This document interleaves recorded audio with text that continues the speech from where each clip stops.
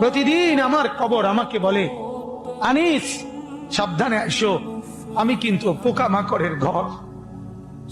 আনা বাইতুদ্দু, আমি কিন্তু এসি ওয়ালা রুম না, আমি দামি খাট পালঙের রুম না।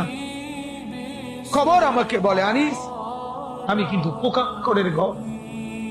আনা বাইতুল ওয়াহদা, আমি একাকী ঘর, একাকী ঘর, যে ঘরে আর কেউ থাকবে না, কেউ না, কেউ না।